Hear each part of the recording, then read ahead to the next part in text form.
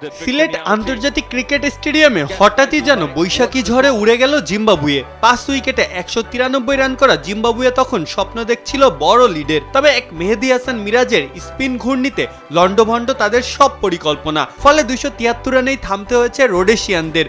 টেস্টে এ নিয়ে 11 বারের মতো এক ইনিংসে 5 উইকেট শিকারের কীর্তি গড়লেন মেহেদী হাসান মিরাজ।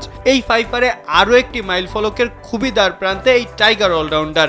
আর মাত্র 5টি উইকেট পেলেই সাকিব আল হাসান, তাইজুল ইসলামের পর তৃতীয় বাংলাদেশি হিসাবে অর্জন করবেন টেস্ট ক্রিকেটে 200 উইকেট প্রাপ্তির গৌরব। অথচ তার এই টেস্ট খেলা নিয়েও ছিল যথেষ্ট শঙ্কা।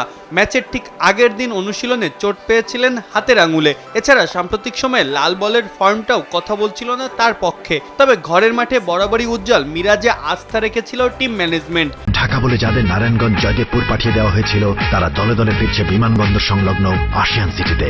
No tension. কঠিন মুহূর্তে 5 উইকেট তুলে নিয়ে দিয়েছেন সেই আস্থার প্রতিদানও।